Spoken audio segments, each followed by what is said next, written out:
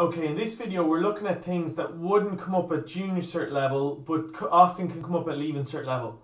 This is a very straightforward question, but it might look a bit intimidating. I have a quadratic over 5x plus 10 divided by one quadratic over another quadratic. Just like we looked at in the previous video on fractions, we never want one fraction divided by another fraction. It's really hard to deal with. So whenever you have one fraction divided by another fraction, you take this and you get the reciprocal of it, or in other words, you flip it and you multiply. Instead of dividing by this fraction, I'm going to multiply by its reciprocal. I'm going to write what was on the bottom on the top and what was on the top on the bottom, because it's far easier for me to multiply fractions by each other. Now I have a number of quadratics here. What I need to do now is just factorize. So really this is just a good way of getting students to practice their factorizing. If you factorize x squared plus 7x plus 10, when you work that one out, you're just going to get x plus 2 times x plus 5. I can factorize the bottom of this fraction as well, because I can simply factorize out 5 and I'm left with x plus 2.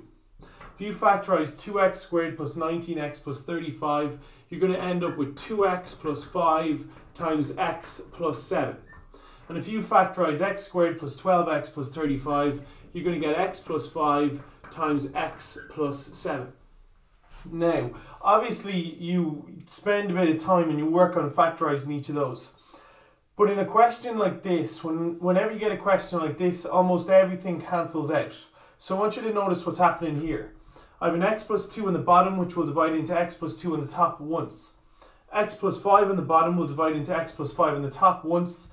X plus 7 will divide into x plus 7. So all I'm left with on the top is 2x plus 5, and all I'm left with on the bottom is a 5. Now, often when I give these kinds of questions in exams, students lose marks because they just stop there. You cannot leave your answer like that. You have to rewrite it now. So on the top I have 2x plus 5, and then on the bottom I have a 5. And that's my final answer. Another common mistake here is that students think if you have a 5 on the bottom and a 5 on the top that you can divide the 5 into the 5. You cannot do that. If it was something like 5 times everything else on the top, then I could divide this 5 into this 5. That would be fine. But if it's just 2x plus a 5, I can't divide this 5 into this. I would have to divide 5 into both terms. So notice that I'm dividing x plus 2 into x plus 2 here because it's x plus 2 multiplied by everything else. They're all multiplied by each other, so I can divide them in. I cannot divide this 5 into this 5. So that's your final answer for this question. I think these are relatively straightforward, so that's the only example I'm doing in this video. I'm just going to give you 3 questions now similar to this. You're going to factorize and solve. You're going to factorize it, and basically most of them, everything nearly is going to cancel. Okay, so I want you to take down these 3 questions.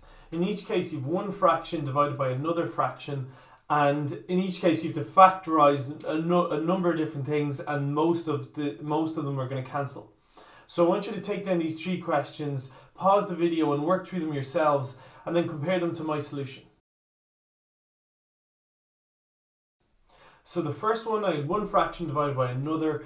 In any topic in maths, if you have one fraction divided by another, you take your second fraction and you flip it and you write it as one fraction multiplied by another. So instead of the quadratic over 5, I now have 5 over the quadratic. I decided then to factorize as much as possible. The factors of x squared plus 8x plus 15 are x plus 5 times x plus 3. At the bottom of that fraction I can factorize out to 5 and I'm left with 5 times x plus 5. And the factors of the quadratic here, x squared plus 7x plus 12, are x plus 3 times x plus 4. X plus 3 divides into x plus 3 once, x plus 5 into x plus 5 once, and 5 into 5 once. Which means that my answer, you have to write your answer as 1 over x plus 4. The only thing left on the bottom is an x plus 4, and arguably you've crossed out everything on the top, but remember that it's actually dividing in once, so you have a 1 on the top. Your final answer is 1 over x plus 4. Okay, part 2 here was similar again. You've one fraction divided by another, so you should rewrite it as one fraction multiplied by another. Instead of dividing by this fraction, you flip the fraction and multiply. On the top of the first fraction, I have a quadratic which I can factorize. On the bottom I can take out the common factor, which is a 3. On the top of the second fraction, I can take out a common factor of 2, and on the bottom, I have the difference of two squares. I have 49x squared minus 1, which can be rewritten as 7x plus 1 times 7x minus 1. Now at this stage, 3x plus 4 will divide into 3x plus 4. 7x plus 1 will divide into 7x plus 1, and 7x minus 1 will divide into 7x minus 1, which means I'm left with a 2 on the top and a 3 on the bottom. My final answer here is just 2/3. The last one I asked you to do here was one fraction divided by another, so you flip the second fraction and multiply.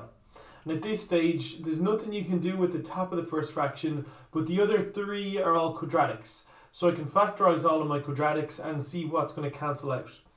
I have a 2x plus 1 on the top and a 2x plus 1 on the bottom. I have an x plus 1 on the top and the bottom here, and I have 4x plus 2, which will divide into 4x plus 2. So everything on the top is cancelled, or in other words, I've divided each thing, I've divided 4x plus 2 into 4x plus 2, and I've got 1. So the top of my fraction is just a 1, while on the bottom I'm left with x plus 3. So your final answer to part 3 was 1 over x plus 3. So this video, I think those are relatively straightforward. It's just often students don't recognise what to do. You just need to recognise that in any topic we do in maths, if you have one fraction divided by another, you flip the fraction and multiply, and it makes your life a lot easier.